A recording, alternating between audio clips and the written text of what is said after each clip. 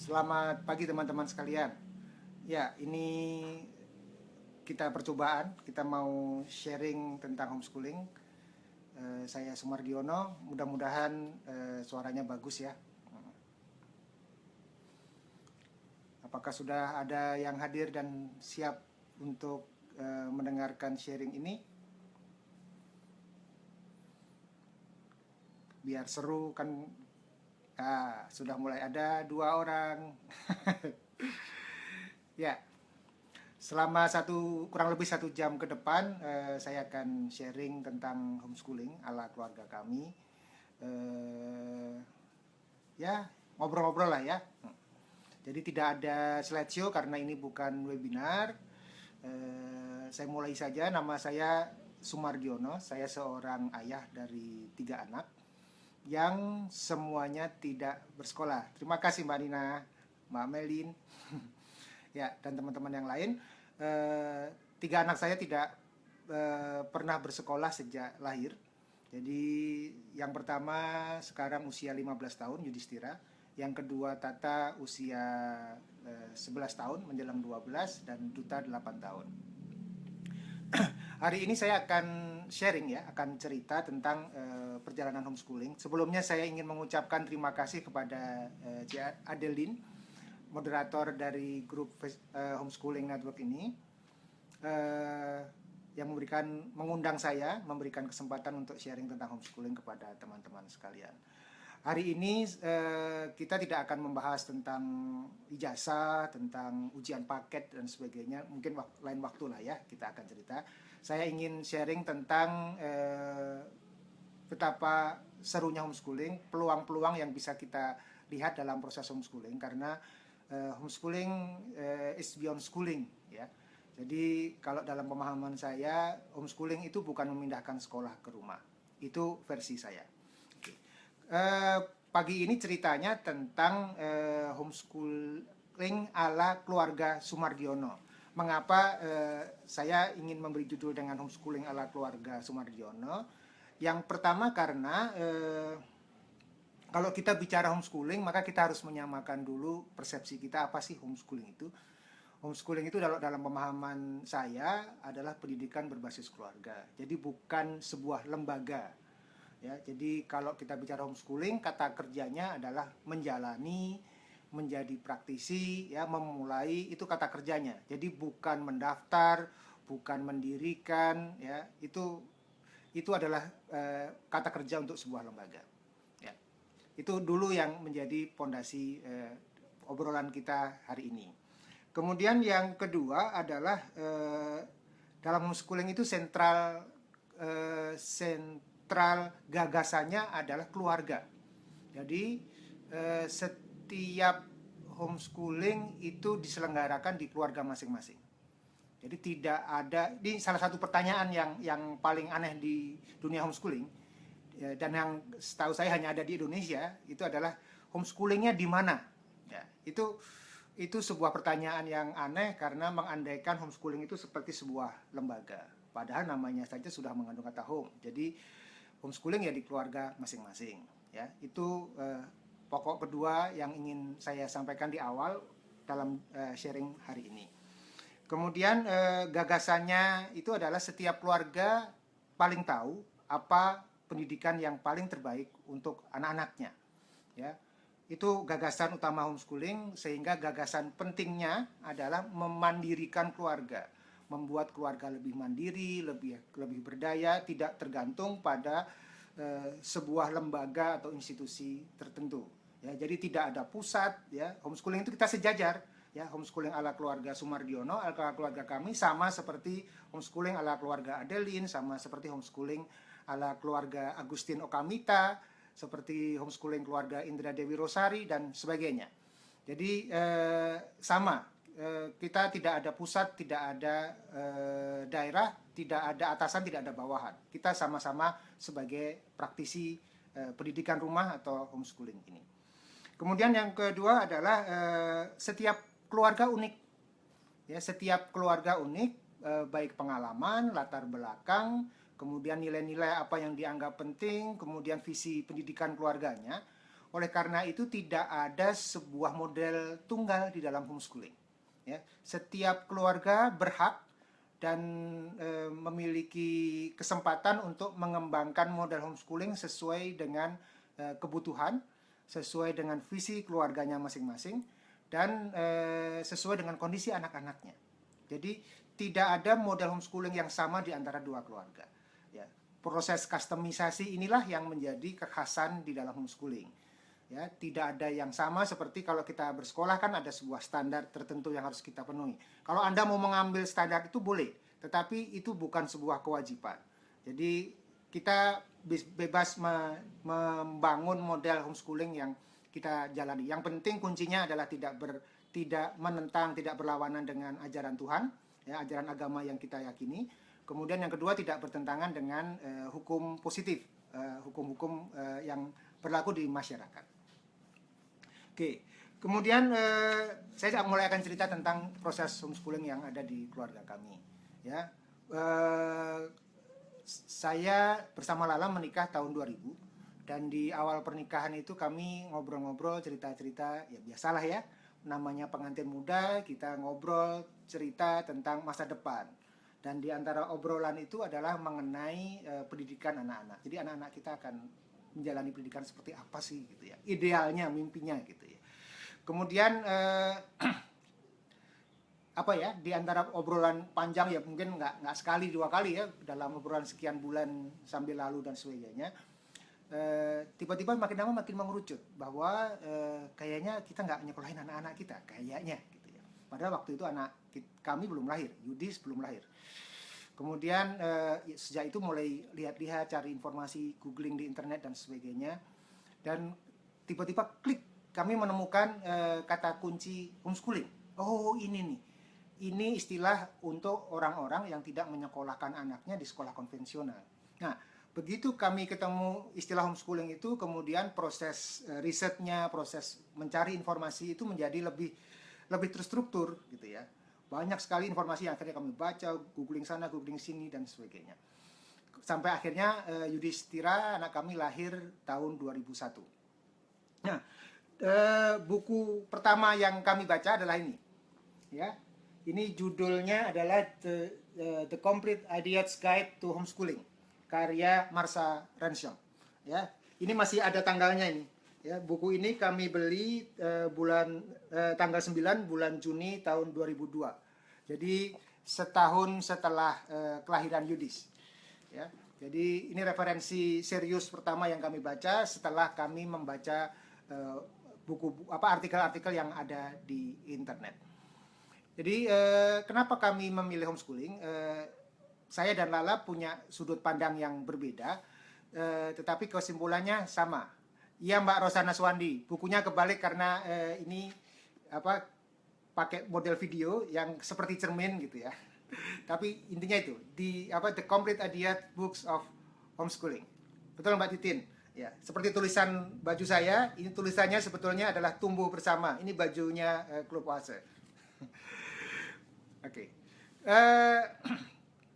Ya, sampai mana tadi? Sampai cerita tentang mengapa gitu ya. Oke.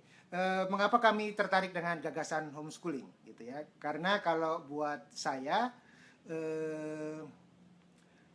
satu yang saya lihat dalam proses pendidikan yang konvensional yang berjalan saat ini adalah satu prinsip yang disebut one fits for all gitu ya, satu model yang berlaku untuk semuanya. Anak di Papua, anak di Balikpapan, anak di Kediri, anak di Aceh, di Sumatera, di Lampung, di Jakarta, Bandung dan sebagainya, semuanya menjalani proses pendidikan yang sama. Satu kurikulum berlaku untuk seluruh anak gitu. Kemudian prosesnya dari TK, dari SD, SMP, SMA sama. Baru kemudian setelah SMA, lulus SMA mulai penjurusan di perkuliahan. Saya merasa proses ini tidak sesuai dengan apa yang saya anggap baik buat anak-anak saya gitu ya. Saya membayangkan bahwa anak-anak ini kan punya potensi yang unik ya. Anak-anak ini punya kapasitas yang berbeda, punya kecepatan belajar yang berbeda dan sebagainya. Sehingga saya membayangkan idealnya pendidikan itu bisa dikustomisasi sesuai dengan anak-anak. Ya, itu dasarnya. Jadi pendidikan bukan seperti pabrik ya, model pabrik di mana semuanya sama gitu ya, masuk sebagai raw material dan kemudian keluar sebagai output dari sebuah industri gitu ya. Saya membayangkan ini lebih seperti art, lebih seperti seni, membangun sebuah produk-produk yang unik. Kalau kita mau contohkan proses produksi ya, tapi kan anak-anak kita bukan bahan material gitu ya. Oke. Tapi kurang lebih itu. Jadi prosesnya adalah seperti seni kalau saya melihat pendidikan itu. Bukan sebuah pabrik yang sifatnya massal. Jadi itu yang membuat kemudian saya membayangkan sebuah model pendidikan yang customized, yang personalized gitu ya. Sementara Lala latar belakangnya adalah senang main musik, senang gaul gitu ya. Dan kemudian sempat mengikuti pertukaran pelajar pada waktu SMA, dan dia merasa bahwa anak-anak sekarang ini makin kekurangan waktu main ya, karena jam pelajaran yang bertambah, apalagi sekarang ada ide gagasan tentang full day school gitu ya. Padahal dunia itu sangat luas gitu ya. Begitu banyak hal-hal yang di dunia ini yang bisa dieksplorasi oleh anak-anak. Kalau kita hanya bicara tentang tes, ujian tertulis dan sebagainya, itu sih bimbel juga bisa gitu ya. Tetapi kan pendidikan lebih luas daripada hanya sekedar mengerjakan tes dan ujian saja. Nah, singkat kata akhirnya kami sepakat bahwa homeschooling ini cocok untuk keluarga kami gitu ya. Itu yang kemudian menjadi latar belakang mengapa kami memilih homeschooling untuk keluarga kami. Ya singkat cerita kemudian ya sudah, kita jalan, kita mulai saja gitu. Lala sudah ngobrol ke sana kemari, anaknya masih kecil tapi sudah cerita ke keluarga dan sebagainya bahwa anak-anak ini nggak akan sekolah gitu. Ya keluarga sih waktu di awal-awal ya melihatnya ketawa-ketawa aja gitu ya. Ya, kalau merunut lagi ke belakang gitu ya, kenapa saya tertarik gagasan homeschooling di antara buku-buku yang mempengaruhi saya? Mungkin teman-teman pernah baca bukunya Toto-chan, ya, karangan Tetsuko Kuronayagi gitu ya. Itu salah satu buku yang cukup berpengaruh terhadap pandangan saya tentang pendidikan, bahwa pendidikan seharusnya menyenangkan gitu ya. Dan pendidikan bisa dijalani dengan cara menyenangkan gitu ya. Jadi itu cukup berpengaruh, membekas buat saya. Kemudian buku yang lain adalah buku Deschooling Society karangan Ivan Illich. Ya, intinya adalah yang saya tangkap bahwa beliau memberikan kritik terhadap pendidikan, terhadap persekolahan, pendidikan yang dilembagakan, yang membuat kemudian seringkali kehilangan atau lupa pada esensi-esensi pendidikan itu sendiri. Jadi lebih fokus pada formalitas, administrasi, dan kemudian kehilangan esensi prosesnya belajar, meningkatkan kualitas diri dan sebagainya. Ya, tidak bisa membedakan antara ijazah dengan kualifikasi kemampuan. Jadi sudah disamakan saja. Kemudian gagasan lain yang menarik dari Ivan Illich juga adalah tentang learning network, ya, jaringan belajar. Itu yang kemudian menarik buat saya. Apalagi kalau kemudian kita lihat masa sekarang di mana teknologi internet tersedia dan sangat memudahkan bagi kita untuk mendapatkan resource belajar. Nah, setelah saya belajar mulai menjalani homeschooling, gagasan yang langsung mengena di saya adalah gagasan unschooling John Holt. Ya, beliau gagasan-gagasan beliau saya sangat suka, dan itu kemudian menjadi akar di dalam proses homeschooling yang kami jalani. Jadi berbeda dengan yang saya tangkap dari proses Ci Adeline di Surabaya yang sharing di live streaming sebelumnya, itu kalau di keluarga kami sangat tidak terstruktur gitu ya. Walaupun masih ada struktur tapi relatif tidak struktur seperti model belajar persekolahan, jadwal ada lesson plan dan sebagainya. Kami tidak membuat lesson plan seperti itu. Kemudian selain itu buku Linda Dobson. Ini ada buku Linda Dobson, ada buku Marty Lane. Saya contohkan beberapa ya. Nah, ini ada versi bahasa Indonesia ya. Ya, karena terbalik ya. Judul bukunya adalah Tamasya Belajar. Kemudian ada buku Marty Lane ya. Ibuku Guruku ya. Kemudian kalau yang cukup komprehensif juga adalah ini. Ini adalah The First Year of Homeschooling Your Child, karangan Linda Dobson. Ya, buku ini sangat bagus buat teman-teman yang ingin belajar memulai tentang homeschooling karena cukup komprehensif tapi juga cukup praktis. Buat teman-teman yang memulai homeschooling untuk anak usia dini, ada buku praktis, saya nggak tahu ini masih terbit atau enggak. Judulnya adalah Slow and Steady Get Me Ready. Ya, ini bukunya praktis sekali. Ya, oke.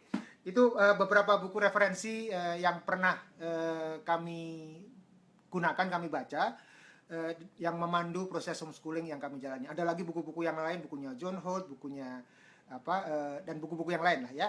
Dan terutama internet, karena resource besar itu di internet dan itu gratis dan bisa diikuti bisa dibaca kapanpun kita inginkan. Tinggal keterampilan googling saja gitu.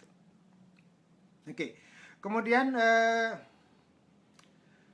responnya gimana di keluarga? Awalnya tidak ada masalah gitu ya. Sampai anak-anak kecil, anak-anak preschool itu hampir tidak ada masalah ya. Karena kan memang tidak ada ekspektasi dari masyarakat. Kalau anaknya preschool di rumah main sama bapak ibunya itu kan hal yang wajar gitu. Walaupun sekarang tekanan untuk mengirimkan ke PAUD itu juga cukup besar, tapi nggak masalah lah gitu ya. Gitu. Kemudian apalagi karena anak pertama kan masih semangat gitu ya, semangat stimulasi sana, stimulasi sini dan sebagainya.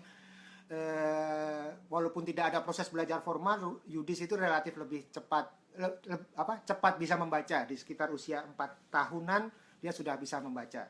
Walaupun kami tidak menstimulasi secara formal, ada jadwal belajar membaca dan sebagainya. Jadi orang-orang melihat bahwa homeschooling asik, homeschooling menyenangkan gitu ya, dan tidak ada masalah gitu ya.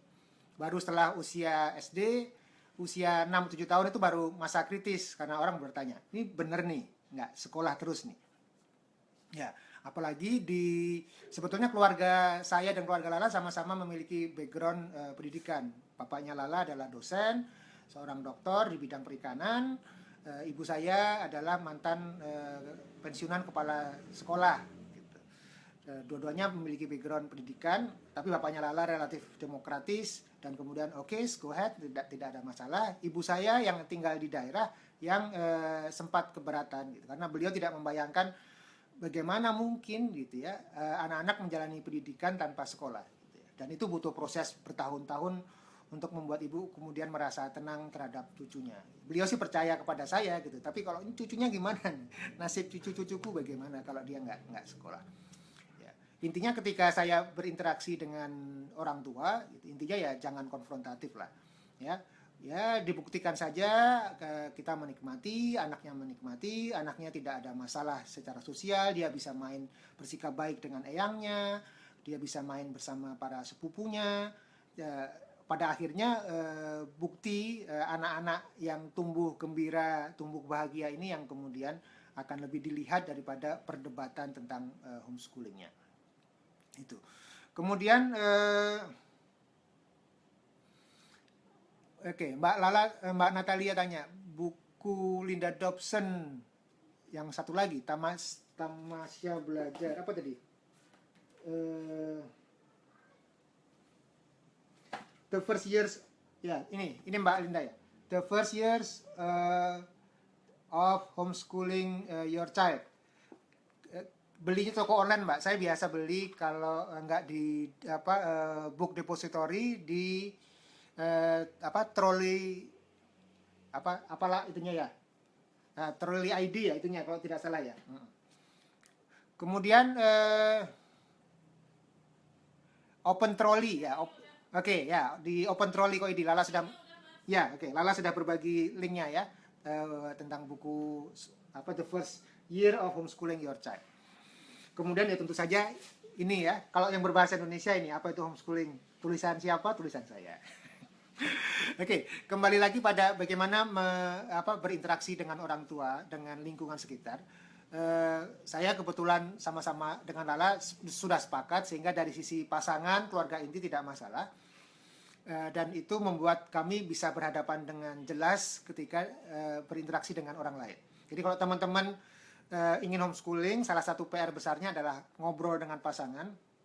Ngobrol terus tentang apa itu homeschooling, apa yang diharapkan ya dan sebagainya. kemudian saling membantu untuk menyelesaikan concern gitu ya. Apakah concernnya ijazah, concernnya sosialisasi atau apapun, dicari jawabannya bersama-sama, didiskusikan. Ya, itu PR besarnya. Karena kalau dalamnya beres, keluar lebih gampang gitu ya. Nah, di keluarga kami ya, ibu tidak terlalu sepakat karena beliau mantan kepala sekolah. Ya, pada akhirnya ya waktu yang kemudian waktu membuktikan, kami tidak berbantah-bantahan, ya senyum saja, tapi ya jalan terus gitu ya. Dan ibu tahu bahwa saya adalah anak yang keras kepala, tapi juga beliau juga percaya bahwa saya pasti akan mencari yang terbaik untuk anak-anak saya. Ya, itu. Kemudian proses itu dengan keluarga. Kalau dengan lingkungan relatif tidak ada efek kalau di saya. Ya, karena saya tinggal di kompleks, dulu tinggal di Pasar Minggu di kompleks Palapa, sekarang tinggal di kompleks PWI di Cipinang Muara dalam bentuk kompleks, jadi relatif antar tetangga tidak, ya biasa kenal baik, tapi tidak masuk terlalu dalam, sehingga keluarga lingkungan tidak terlalu bermasalah. Tapi justru yang terjadi di kami itu adalah lebih sering orang tertarik homeschooling, apalagi ketika anak sudah remaja, jadi yudis misalnya ya, main basket atau kemudian dia ikut klub renang kan ya, ikut klub basket, ikut klub renang, yang terjadi adalah komentar dari teman-temannya, wah enak kamu nggak sekolah gitu ya, enak kamu nggak ada PR, nggak ada tugas dan sebagainya. Ya, ungkapan itu yang kemudian justru lebih sering kami dengar dari masyarakat, dari lingkungan yang sekitar kami dibandingkan dengan pandangan yang negatif tentang homeschooling. Jadi mungkin kuncinya ya penting pede gitu, pede, kitanya pede, anak-anak kita menikmati prosesnya. Salah satu hal yang penting ketika kita homeschooling dan adalah anak-anak harus dapat logikanya kenapa homeschooling gitu. Itu yang karena apa? Karena kita nggak mungkin jagain anak-anak terus, dan kemudian kalau anak-anak bisa dapat logika sesuai dengan dia, maka kemudian dia ditanya siapapun dia bisa santai gitu ya. Contoh sederhana misalkan yang pernah kami alami adalah Yudis gitu ya. Yudis itu pada saat umur 7 tahun gitu ya, kebetulan depan rumah itu juga ada anak SD yang setiap pagi selalu heboh gitu ya, jam 6, jam 7, kemudian itu sudah jam 6 gitu ya, sudah heboh sekali untuk berangkat dipaksa, dan kemudian anaknya masih terkantuk-kantuk dan sebagainya. Sementara Yudis keluar dari kamar, duduk di teras dengan pakai piyama gitu ya. Dan kemudian dia merasa bahwa homeschooling ini asik karena aku bisa bangun siang gitu. Itu contoh sederhana dalam logika anak-anak. Kemudian logika lain yang dia bisa dapatkan adalah kemudian dia bisa pergi bersama yang putrinya kapanpun, tidak harus nunggu liburan, dia bisa berkegiatan kemanapun gitu ya, mau nonton film ya, nonton film itu kan bisa hari Senin itu kosong gitu ya, nonton murah meriah gitu ya. Itu yang kemudian logika-logika yang dapat di anak-anak dan kemudian membuat mereka santai gitu ya ketika ada orang yang meng-approach mereka atau mempertanyakan tentang homeschoolingnya. Jadi kita menikmati sebagai orang tuanya, kami menikmati dan anaknya menikmati. Itu kunci penting, PR penting dalam proses homeschooling. Kemudian yang berikutnya adalah apa ya? Jadi kalau tetangga sekitar, kalau buat saya adalah yang penting kalau kita yakin santai lah gitu ya. Kuncinya ada masalah sering terjadi kalau kitanya sendiri nggak pede gitu ya. Oke. Kemudian yang lain apa yang kami lihat dalam homeschooling ini? Ya, salah satu yang kami lihat adalah dunia berubah dengan cepat ya. Ada kebutuhan untuk proses adaptasi. Teknologi informasi ini mempengaruhi hampir seluruh sektor kehidupan, mulai pendidikan, bisnis, profesi. Nah, yang saya lihat adalah di sisi misalkan profesi gitu ya. Semakin banyak profesi-profesi baru yang tercipta berkat perkembangan teknologi internet. Ya, profesi-profesi yang terjadi yang dinilai adalah outputnya, yang dinilai adalah portofolionya. Karena saya bekerja dan banyak terlibat dalam dunia internet dan komputer, maka saya sering melihat bagaimana ada teman-teman yang bisnis bikin template, ya, programming di sekitar komputer gitu ya, internet. Kemudian saya punya teman sahabat yang fotografi gitu ya. Fotografi itu tidak pernah ditanya ijazahnya, dia ikut pelatihan foto dan kemudian dia dianggap fotonya karya yang terbaik, kemudian dia portofolionya bagus, dan kemudian sekarang dia menjadi salah satu fotografer di National Geographic. Ya, pada akhirnya kualifikasi, kemampuan, portofolio itu semakin menjadi bahasa yang universal di dunia profesi. Kemudian yang berikutnya misalkan menulis, ya, ada, dan di dunia kreatif itu semakin banyak yang berorientasi pada output. Jadi tugasnya adalah membangun output, kualifikasi, sertifikasi, dan kalau perlu sertifikasi gitu ya. Itu yang kemudian kami lihat gitu ya. Apalagi kalau kita baca referensi cerita-cerita sekarang gitu ya, bahwa tren abad 21 itu jenis pekerjaan yang akan semakin banyak dan semakin populer adalah menjadi freelancer. Ya, kita bekerja kalau kita mau bekerja, dan kita punya banyak keahlian yang kemudian highly paid jobs gitu ya. Berdasarkan proyek kita bekerja, dan kemudian ya ini sudah mulai terjadi saat ini di dunia yang ada pada saat ini. Ya, jadi buat kami tidak terlalu mengkhawatirkan ijazah gitu ya. Kemudian dari sisi pendidikan akibat perkembangan teknologi informasi ini yang kami lihat, pertama resource belajar luar biasa. Ya, sangat membantu sekali internet ini dalam proses homeschooling yang kita jalani. Ya, mau cari resource materi dari luar negeri luar biasa, nggak ada masalah gitu ya. Kemudian kita mau belajar materi worksheet, mau kurikulum, mau materi belajar online, semuanya ada di internet. Ya, tinggal kemampuan kita googling, tinggal kemampuan kita menyiapkan anak-anak kita untuk bisa mengaksesnya dan menggunakannya.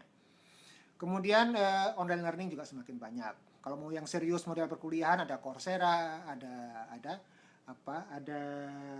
edX dan sebagainya. Banyak sekali. Kalau mau yang berbasis profesional, ada lynda.com, ya, kemudian ada Tuts Plus dan sebagainya. Banyak sekali resource internet yang bisa digunakan anak-anak kita. Kemudian cara belajar juga berbeda. Kalau dalam model dulu kita biasa belajar dulu sampai selesai teorinya, baru kemudian praktek. Saya melihat bahwa model perkembangan saat ini, model belajar saat ini adalah anak-anak itu proses belajarnya dalam bentuk spiral, ya, antara teori praktek yang kemudian berkelindan terus menerus, semakin tinggi membangun keahlian, membangun kemampuan mereka. Jadi ada yang disebut dengan proses co-creation gitu ya. Jadi anak-anak bukan hanya menerima, tapi anak-anak juga memproduksi, menghasilkan sesuatu. Ya, itu model belajar di era saat ini. Jadi buat kami kemudian yang kami sukai dari homeschooling ini adalah customized education, personalized learning gitu ya. Jadi kita bisa sesuaikan proses belajar bersama dengan anak-anak kita, sesuai dengan anak-anak kita. Ya, misalkan sampai sekarang setelah berjalan sekian tahun, prosesnya semakin terlihat gitu bahwa anak yang pertama saya ternyata suka dunia teknologi gitu ya. Suka awalnya 3D dan sebagainya, lama-kelamaan sekarang sedang sibuk dengan dunia programming, IT dan sebagainya. Dia sedang ikut magang di sebuah startup, baru saja selesai selama 6 bulan. Kemudian sekarang sedang mengikuti ada kompetisi programming gitu yang sedang berlangsung, sudah tahap 1 sudah selesai, sekarang sedang masuk tahap 2 dan seterusnya. Jadi itu dunia yang sedang dijalani anak-anak. Anak saya kedua suka art, gambar, di dunia di craft dan sebagainya di sekitar itu. Yang ketiga belum ketahuan, di yang usia 8 tahun. Oke. Jadi model homeschooling yang kami jalani adalah eclectic. Ya, jadi kalau teman-teman sekalian menjalani homeschooling, salah satu PR besarnya sekali lagi adalah belajar. Mengapa? Karena homeschooling itu bukan memindahkan sekolah ke rumah, bukan. Kalau teman-teman memindahkan sekolah ke rumah, itu peluang kegagalannya sangat besar. Ya. Mengapa? Karena setting rumah dan sekolah itu berbeda. Jadi teman-teman harus belajar lagi, teman-teman harus banyak membaca. Karena banyak sekali model-model homeschooling. Cara pandang terhadap anak berbeda-beda. Ya. Kami homeschoolingnya berbasis unschooling. Unschooling itu begini prinsipnya. Ya, yang pertama adalah trust children. Ya. Kami percaya bahwa anak-anak itu punya keinginan belajar yang alami. Ya. Jadi tidak ada belajar yang dipaksa, itu nggak ada. belajar itu biasanya terjadi karena dua hal. Yang pertama adalah karena anak butuh, dan yang kedua karena anak suka. Ya. Oleh karena itu, tugas orang tua adalah menciptakan dua hal itu. Bagaimana membuat sesuatu yang mungkin kita anggap penting itu menjadi kebutuhan anak. Yang kedua adalah bagaimana membuat sesuatu itu menjadi menyenangkan. Ya. Butuh itu barangkali mungkin tidak selalu menyenangkan, bisa saja terjadi. Gitu ya. Misalkan kita merasa bahwa anak butuh untuk tahan banting, gitu ya, punya grit, punya daya survival, misalkan itu yang kemudian kami latih. Oke, kita pergi ke pasar, ya, pergi kemana-mana naik angkot dan sebagainya. Itu tidak menyenangkan, ya kan? Tetapi kita bisa jelaskan pada anak-anak bahwa ini dibutuhkan supaya mereka daya tahannya kuat, supaya mereka bisa bahagia dalam kondisi apapun, ya, hatinya semakin lebar dan sebagainya. Jadi akhirnya anak-anak merasa bahwa oke, ini memang harus dilakukan dan tidak ada masalah. Gitu. Oke. Kemudian yang kedua, prinsip-prinsip unschooling yang kami jalani adalah bahwa fungsi pendidikan yang utama itu bukan memasukkan informasi, bukan memasukkan pengetahuan, tetapi mengeluarkan. Jadi pendidikan itu dalam kata paling asalnya itu educate, itu artinya adalah mengeluarkan. Jadi PR besarnya itu adalah mengeluarkan potensi anak, bukan memasukkan informasi yang kita anggap orang tua dan orang dewasa ini dianggap penting, bukan itu kalau menurut pandangan saya, yang saya yakini dalam proses homeschooling kami. Jadi tugas penting kami itu mengeluarkan. Gitu. Kemudian peran kami yang terbesar itu dua. Yang pertama adalah menyediakan lingkungan yang kondusif. Lingkungan itu tidak harus selalu berupa fisik, gitu ya, tetapi juga bagaimana respon kita. Artinya begini, misalnya kita berinteraksi dengan anak, jadi memperbanyak pertanyaan daripada perintah. Ya, kamu mau pakai baju A atau baju B? Ya, kamu mau apa? Apa rencanamu hari ini? Gitu. Apa jadwalmu? Ya, itu contoh bagaimana menyediakan lingkungan yang kondusif terhadap proses pembelajaran. Kemudian yang berikutnya adalah fungsi orang tua adalah menjadi fasilitator. Ya, itu fungsi besar yang kami jalani di dalam proses homeschooling. Kalau di persentase, ya, mungkin lebih dari 90 atau mungkin 95% ya, proses yang kami jalani itu adalah proses mandiri, gitu. Artinya anak-anak ya belajar sendiri, mencari resource, kemudian menjalani proyeknya. Yang fungsi kami sebagai guru itu mungkin hanya 5%. Saya sudah hampir tidak memegang anak nomor 1 dan nomor 2. Karena mereka sudah jalan sendiri dengan proyeknya. Yang kami lakukan adalah menemani, mengecek jadwalnya, memberikan feedback terhadap proyek-proyek yang mereka lakukan, menjadi teman di dalam prosesnya. Kamu butuh apa yang kamu lakukan, kamu tidak tahu, oh mungkin coba cari di sini dan sebagainya. Jadi membantu proses itu. Kemudian jadi fungsi kami adalah menyediakan lingkungan dan fasilitator. Kemudian yang lain adalah mengalir. Ya, ada jadwal pada saat anak-anak masih preschool, kami nggak ada jadwal. Ya, karena kami menggunakan pendekatan unschool, memanfaatkan keseharian saja. Kemudian pada saat anak-anak sudah mulai usia sekitar 6-7 tahun, mulai bikin jadwal yang sederhana. Ya. Dan kemudian anak-anak sekarang punya jadwal target-target harian, target-target mingguan, gitu, atau proyek yang biasa yang mereka ingin lakukan. Biasanya hari Minggu itu adalah saat kita bikin kesepakatan. Ya, kamu rencanamu minggu ini apa? Ya, kemudian kalau itu kami memberikan feedback, gitu ya. Kemudian hari Sabtu depannya atau sepanjang minggu itu kita terus lihat, ya, sarapan pagi itu sebagai sarana, oke, rencanamu hari ini mau ngapain. Malam menjelang tidur itu biasanya sebelum tidur kumpul berdoa dan kemudian ngobrol-ngobrol, guling-gulingan di tempat tidur dan membicarakan tentang hari itu, gitu ya. Itu juga sekaligus sarana untuk evaluasi. Kemudian ada 2 materi pelajaran yang kami pegang, kami jaga lebih ketat dibandingkan mata pelajaran lain. Yang pertama adalah matematika, yang kedua adalah bahasa Inggris. Mengapa? Karena kami melihat bahwa itulah 2 jenis kecerdasan yang saat ini sangat dipegang di dalam proses schooling, ya, persekolahan. Jadi kecerdasan logika dan logika matematika dan kecerdasan bahasa.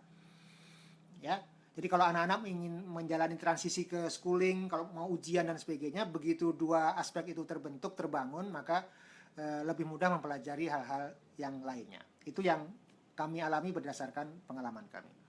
Jadi sekali lagi, homeschooling bukan memindahkan sekolah ke rumah, ya, itu PR besarnya, pesan besar yang ingin saya sampaikan kepada teman-teman sekalian. Tapi tugas kalau mau homeschooling, mau menjalani homeschooling itu adalah mencari model, ya, apa yang tepat di keluarga masing-masing. Proses mencari ini bisa lama, ya, bisa berbulan-bulan, bisa bertahun-tahun, tapi jalan terus aja gitu ya. Jadi kalau menurut kami, ya itu bagian dari proses jatuh bangunnya homeschooling, apalagi kita ini kan produk persekolahan, ya. Kita menjalani persekolahan sekian belas tahun. SD, SMP, SMA saja sudah 12 tahun. Plus kuliah 4 tahun, 16 tahun. Apalagi kalau kuliahnya molor gitu ya. Plus kalau kemudian Anda melanjutkan S2, S3. Jadi struktur persekolahan itu sudah cukup kuat sekali di benak kita. Oleh karena itu ketika kita ingin menjalani proses homeschooling ini, kita harus di-unload lah ya. Karena kalau kita bicara tentang proses belajar yang disebut dengan buta huruf ya, menurut Alvin Toffler, yang disebut dengan buta huruf pada era saat ini itu bukan tidak bisa membaca, tidak bisa menulis, tetapi yang disebut illiteracy ya, kebuta hurufan itu adalah ketika orang tidak menguasai 3 hal. Yang pertama, keterampilan belajar atau learn. Kemudian keterampilan melepaskan apa-apa yang sudah dipelajari karena mungkin tidak efektif, sudah obsolete dan sebagainya, ya, unlearn. Dan yang ketiga adalah kemampuan untuk relearn, ya, belajar ulang, belajar lagi sebuah pengetahuan yang baru. Jadi sekali lagi, mencari model ini PR besarnya, ya. Sekali lagi karena setiap keluarga unik, yang bisa kita lakukan ketika melihat praktek di keluarga lain adalah menjadikannya inspirasi. Ya, inspirasi, tapi kita harus adaptasi sesuai dengan kondisi di keluarga kita masing-masing. Dan ketika kita mencari inspirasi, pesan pentingnya adalah jangan sampai terintimidasi. Ya, wah keluarga yang lain keren dan sebagainya. Karena saya percaya bahwa setiap keluarga unik, setiap keluarga keren, maka tugas setiap keluarga adalah menemukan kekerenannya. Gitu ya. Mengapa? Karena dunia ini kan membutuhkan banyak peran. Ya. Bintang itu banyak gitu ya. Bintang itu tidak hanya satu, tidak hanya ada satu juara keras gitu ya. Gitu. Kemudian jadi kalau dalam pemahaman saya secara sederhana model homeschooling itu ada 3. Ya, ini versi saya ya. Ya kalau di versi model homeschooling versi literatur dan sebagainya itu biasanya berdasarkan aliran pemikiran. Ada unschooling ya, atau kemudian berdasarkan tokoh-tokoh Charlotte Mason, ada Montessori. Ya, kemudian klasikal dan sebagainya. Tapi kalau dalam pemahaman saya mencoba menyederhanakan dalam konteks keindonesiaan, maka ada 3 jenis model homeschooling. Yang pertama adalah model akademis, itu seperti persekolahan, itu jadi ya belajar materi pelajaran, kemudian ujian paket A, paket B, paket C, kemudian kuliah. Goalnya adalah kuliah. Kemudian yang kedua adalah model profesional. Gagasannya adalah menyiapkan anak menjadi profesional yang berbasis portofolio dan sertifikasi. Ya, jadi yang lebih ditekankan pada skill ya, dan standar kualitas, kemudian ditambah berjejaring, magang dan sebagainya. Kemudian yang ketiga adalah homeschooling model untuk orang tua yang entrepreneurship, gitu ya.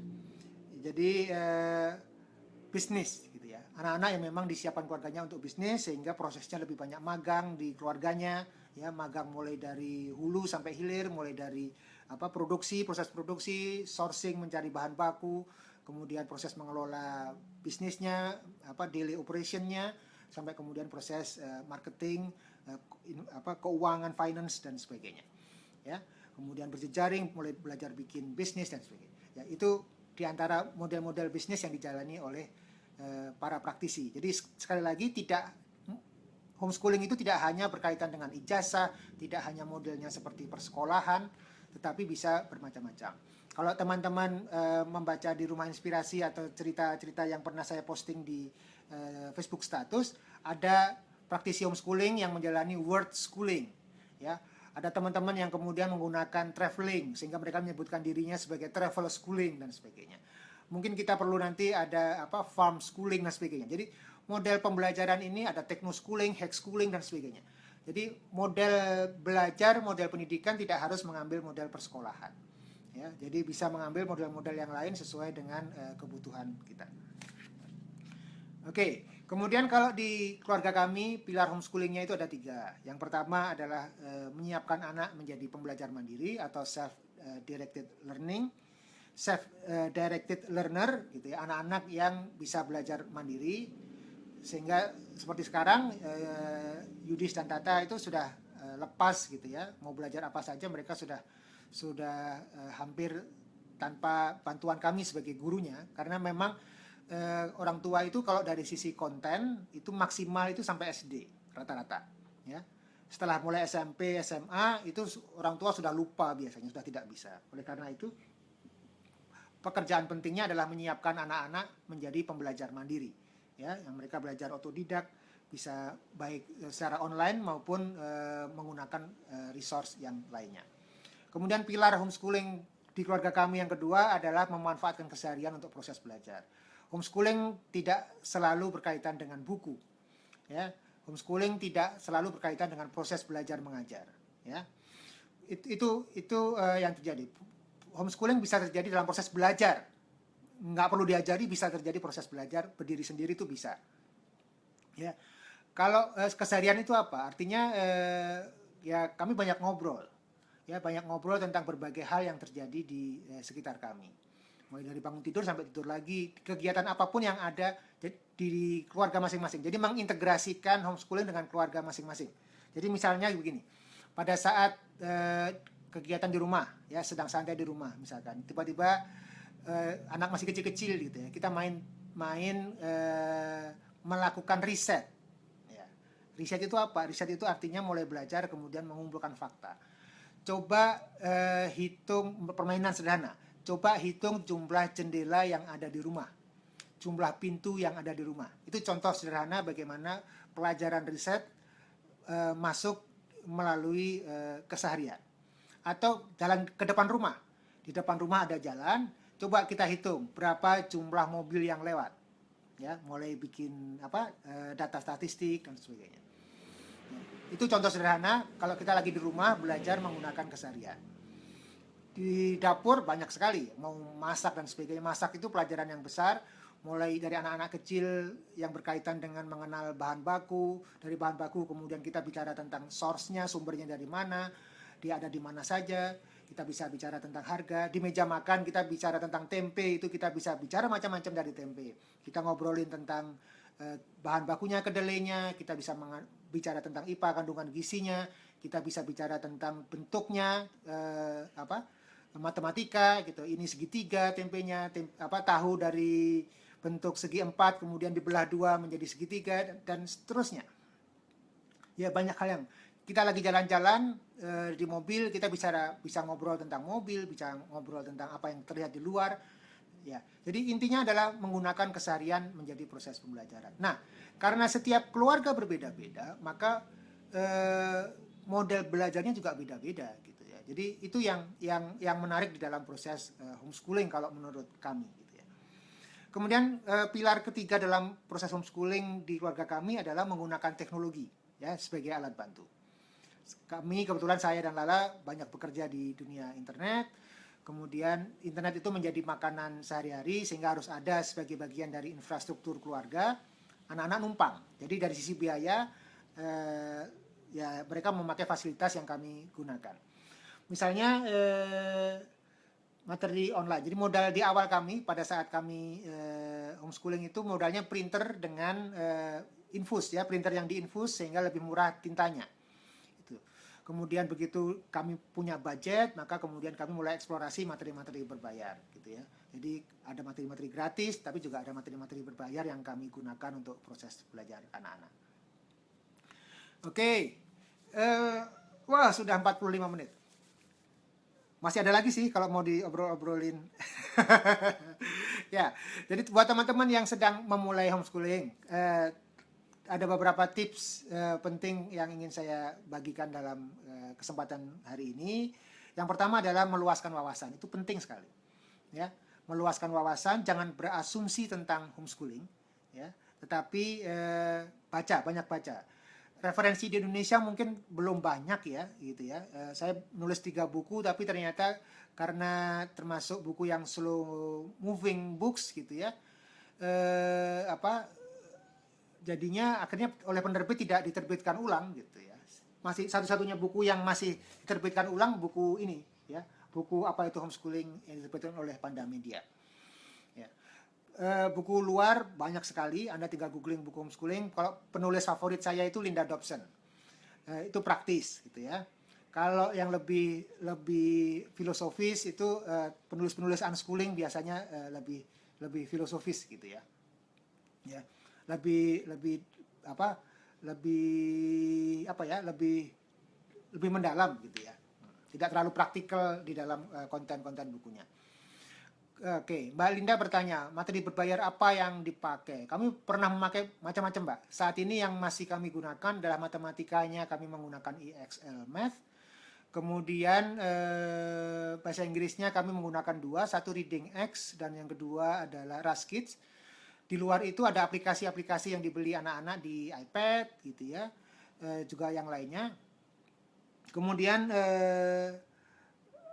ada buku-buku printable juga yang kami beli, gitu ya. Ada teacher file box, gitu. Itu materi geografinya kami sangat suka untuk anak-anak, untuk Yudis. Dulu kami pernah pakai untuk Yudis, sekarang pun digunakan oleh Duta materi belajar geografi. Geografi menjadi sebuah hal yang menyenangkan, gitu. Itu. Kemudian yang lainnya banyak, Mbak. Ya, jadi sporadis. Kami lihat aja sesuai dengan kebutuhan. Tata pernah ikut kelas menggambar online, gurunya di Amerika. Yudis pernah ikut belajar 3D online, gurunya ada di Australia. Ya, jadi macam-macam yang kami gunakan sesuai dengan kebutuhan anak-anak. Oke. Kemudian sekali lagi tentang memulai homeschooling. Jadi sekali lagi banyak baca buku, banyak riset. Kalau budget terbatas, baca internet, googling saja, gitu. Rumah Inspirasi itu lumayan banyak kalau bahasa Indonesia. Teman-teman praktisi sudah mulai banyak menulis blogging. Ada Sekolah Bumi, blognya Mbak Anne Askia, dan Anda googling, ada Mbak Adeline juga rajin sekali menulis di blognya. Kemudian ketika Anda sudah mulai dapat wawasan dan sebagainya, PR besarnya yang perlu Anda bicarakan di keluarga itu adalah mendiskusikan nilai-nilai penting keluarga. Ya, itu PR besarnya. Jadi homeschoolingnya mau seperti apa sih, gitu. Ya. Kemudian visi pendidikan keluarga, mau kemana proses arah pendidikan anak-anak kita. Karena itulah yang nanti akan memadu teman-teman. Ya, mau cari kurikulum atau nggak mau pakai kurikulum, atau kurikulumnya dibuat sendiri, atau kurikulumnya diadaptasi dari beberapa macam jenis kurikulum, itu sangat tergantung pada visi pendidikan keluarga. Ya. Jadi materi belajar tidak harus selalu berupa worksheet, gitu ya. Oke. Kemudian visi pendidikan itu juga penting untuk memandu kita pada saat kita naik turun, karena homeschooling itu tidak hanya bicara masalah senang, gitu ya. Kemudian kadang-kadang kita capek, itu wajar ya. Kita capek, atau kemudian terutama biasanya pas lagi ada deadline, pas pekerjaan lagi banyak, atau lagi ada masalah di urusan pekerjaan, biasanya tidak berhubungan dengan anak-anak. Tapi karena kita sendiri bermasalah dengan diri kita menjadi lebih sensitif terhadap anak-anak kita. Itu yang sering terjadi. Kalau gitu kan biasanya kita harus mundur, gitu ya, istirahat dulu, break dulu, atau kemudian ya udah libur aja sekolahnya, gitu ya. Homeschoolingnya libur dulu, libur sehari, 2 hari, seminggu juga nggak apa-apa, gitu kan. Anak-anak sekolah juga libur biasa kan, seperti itu. Kemudian ya itu yang penting, gitu ya. Mbak Vivi bertanya, proyek apa yang diberikan pada anak-anak? Proyek macam-macam, Mbak, tergantung kebiasaan anak yang ada di keluarga. Kami misalkan pernah bikin proyek papercraft, membangun kota, ya. Itu cari materinya, ada punyanya Canon papercraft, gitu ya, gratis. Itu dipakai print infus itu, ya, di kertas yang agak tebal, terus kemudian mulai bikin, gitu ya, berhari-hari bikin bersama dengan anak-anak. Jadi anak-anak nggak cuma dilepas sendirian, tapi bersama kita orang tuanya, berkegiatan bersama. Anak-anak belajar motong, belajar melipat, kemudian mulai dari bikin rumah, bikin jalan, bikin polisinya, orangnya, dan sebagainya, bangunan-bangunan dan sebagainya. Itu bisa berhari-hari. ya. Kemudian proyek yang lain, misalkan proyek riset gitu. Anak-anak melakukan riset tentang makanan yang disukai, ya. Mereka googling, cari gambarnya, kemudian cari penjelasannya, itu proyek. Kemudian hasilnya apa? Hasilnya kemudian dibikin menjadi lab book gitu ya. Jadi itu kemudian setiap anak kan beda-beda kan kemampuannya, ya nggak apa-apa, bikin sesuai dengan kemampuannya masing-masing. Bikin lab book, terus kemudian mereka presentasinya direkam jadiin video. Ya, itu contoh video yang bisa dilakukan. Ya, kemudian bagaimana mengelola proses belajar anak-anak? Kalau kami selalu proses negosiasi, selalu proses kesepakatan. Ya, jadi misalkan anak-anak kesepakatannya apa? Kesepakatannya berapa lama waktu main, berapa lama main Minecraft, mainnya hari apa dan sebagainya. Jadi itu semua dilakukan berdasarkan kesepakatan. Sehingga kami selalu berusaha untuk mengurangi marah-marah dengan cara mengembalikan semua pada kesepakatan. Gitu ya. Oke, anak-anak hari ini punya jadwal, tapi kemudian banyak main dan sebagainya. Kami bertanya, jadwal hari ini apa? Sudah dikerjakan belum? Nah, biasanya itu kemudian membuat anak-anak lebih reflektif dan kemudian balik lagi ke proyeknya dan seterusnya. Ya, itu yang biasa kami lakukan di rumah. Jadi kami punya jadwal, punya kesepakatan dan berusaha terus menggunakan kesepakatan itu sebagai pemandu di dalam proses homeschooling. Mengapa kesepakatan itu penting kalau buat kami? Karena itu bagian dari proses membangun kemandirian anak-anak tadi. Jadi anak-anak belajar bikin jadwal, belajar berkomitmen, belajar menyelesaikan komitmennya. Nggak langsung selesai, itu sampai sekarang pun misalnya gitu ya, kadang-kadang anak-anak meleng, jadwalnya tidak dipenuhi. Ya diingatkan lagi gitu. Itu hal yang biasa, tetapi itu adalah bagian dari proses membangun kebiasaan baik, proses membangun budaya belajar yang dibangun terus-menerus selama bertahun-tahun. Ya. Jadi proses belajar homeschooling itu lebih seperti maraton, ya, bukan sprint. Ya, kita jauh perjalanannya, hasilnya baru kelihatan sekian tahun yang akan datang, yang karena yang dibangun adalah budaya, gitu ya. Ya, itu sebuah proses yang panjang. Gitu. Jadi kami sih menikmati. Jadi kuncinya adalah menikmati proses itu.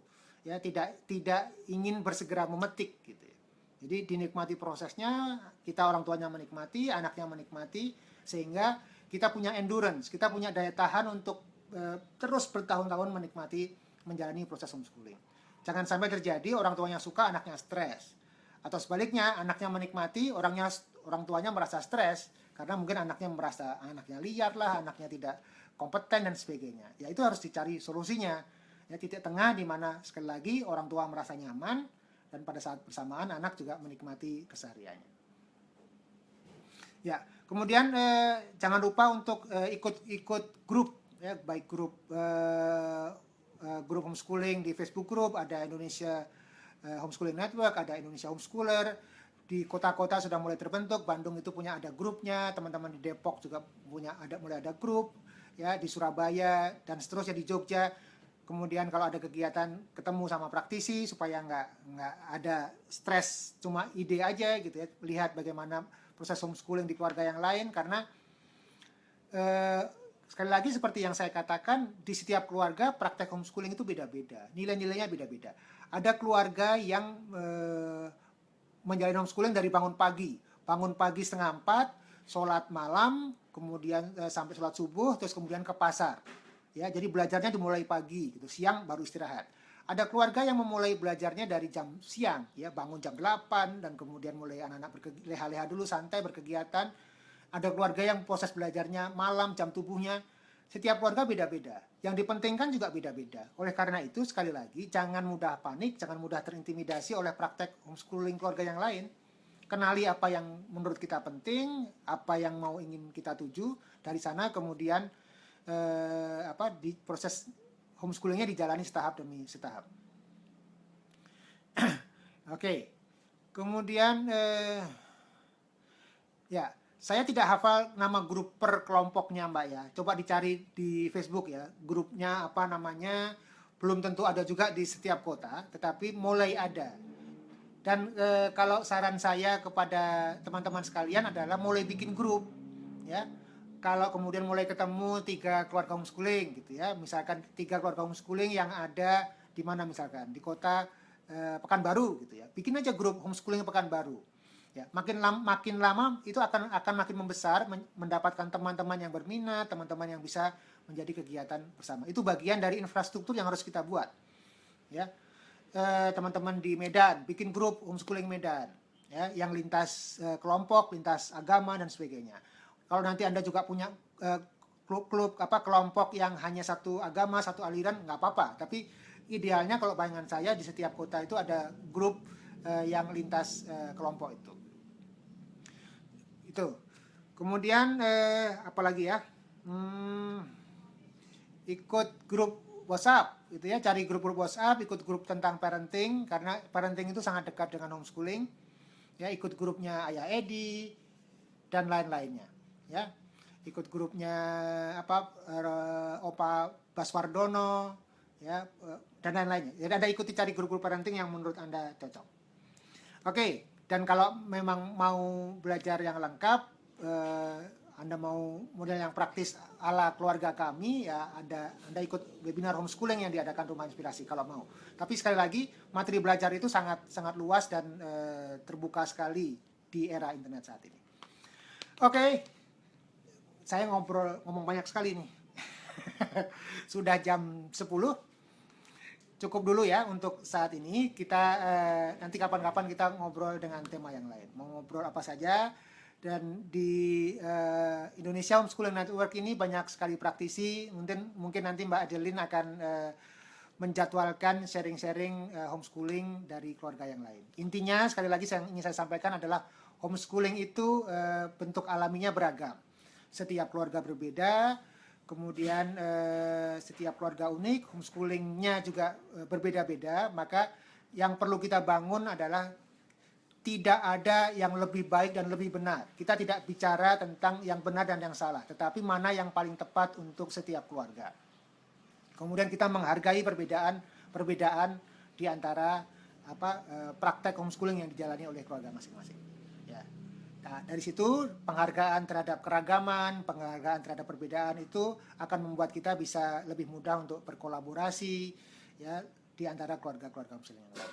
Baik, homeschooling remaja, boleh Mbak nanti kapan-kapan, Mbak Lili, nanti kapan-kapan kita ngobrol homeschooling remaja karena kebetulan 2 anak saya sudah mulai remaja. Terima kasih teman-teman sekalian atas kebersamaannya hari ini. Assalamualaikum warahmatullahi wabarakatuh, salam sejahtera, sampai ketemu lagi. Bye.